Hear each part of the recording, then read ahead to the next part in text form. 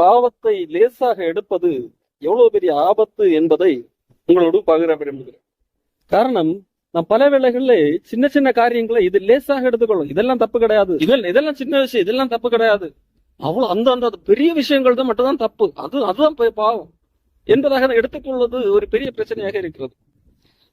நடனம் ஆடுவது ஒரு பிரச்சனையா என்று கேட்டால் இல்லை. ஆனால் அவன் எதற்காக நடனம் ஆடுகிறான் என்கின்ற நோக்கம் தவறாக இருக்கிறது. ஒருவருக்கு நடனம் ஆட தோடுகிறது, நடனம் ஆடுகலாம், பிரச்சனை கிடையாது. ஆனால் அப்படி ஆடுவது அதுதான் ஆண்டவருக்கு செய்யக்கூடிய ஆராதனை, நான் ஆண்டவருக்காக நடனம் ஆடுகிறேன் என்கிறது தான் இங்க பிரச்சனை. தன்னிடம் இளம் பெண்களை ஈர்ப்பதற்காக அவன் நடனம் ஆடினான். அவன் ஆடுகிறதை பார்த்தாலே எளிதாக புரிந்து கொள்ள முடியும். ஆனால் அவன் சொல்லிக் கொண்டது என்ன? நான் ஆண்டவருக்காக நடனம் ஆடுகிறேன், நான் ஆண்டவருக்காக நடனம் ஆடுகிறதுனால் எனக்கு என்னை குற்றம் சொன்னால் அது பரவாயில்லை என்கிறதாக பேசினான். ஆனால் உண்மையிலேயே அநேகருக்கு அவன் இடரலாக அமைந்தான். மற்றவர்களுக்கு இடரலாக அமைவதே ஒரு பெரிய பாவம். இந்த சிறியல் ஒருவனுக்கு இடரலாக இருப்பவனுடைய கழுத்திலே எந்திர கல்லை கட்டி சமுத்திரத்தின் ஆழங்க விடுவது நலமாக இருக்கும் என்று சொல்லி இயேசு கிறிஸ்து சொன்னார் இல்லையா? அந்த அடிப்படையிலே நாம் இடரலாக இருக்கிறோம்.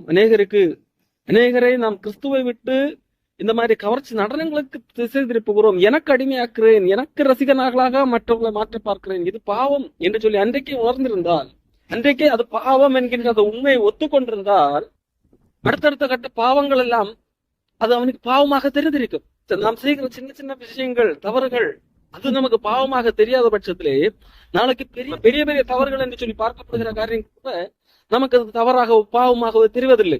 சின்னது பெருசு என்று அல்ல, தவறு என்று சொல்லி நாம் எப்பொழுதெல்லாம் உணர்த்தப்படுவதோ, எப்பொழுதெல்லாம் கடவுள் மனிதர்களை கொண்டு பேசுவார், நேரடியாக பேசுவார், உணர்த்துவார், இப்படி உணர்த்தப்படும் போது தவறு, இது மற்றவர்களுக்கு இடரில் உண்டாக்கக்கூடிய செயல் என்பதை நாம் உணரும் போது பொழுதே அதை விட்டு வந்திருக்க வேண்டியது அவசியமாக இருக்கிறது. இல்லை நான் அதை நியாயப்படுத்திக் கொண்டு இதெல்லாம் சின்ன விஷயம் தானே, இதெல்லாம் ஒரு தவறா, இதெல்லாம் ஒரு பாவமா என்று கொண்டிருப்போம் என்றால் அடுத்தடுத்து நான் பெரிய பெரிய குற்றங்களிலே நாம் அகப்பட வேண்டியிருக்கும்.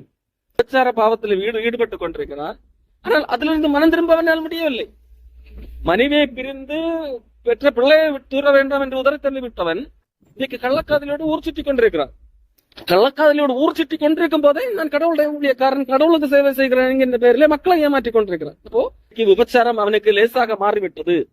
அன்புக்குரியவர்களே, தயவு செய்து யாரும் பாவத்தை லேசாக எடுத்துக் கொள்ளாதீர்கள்.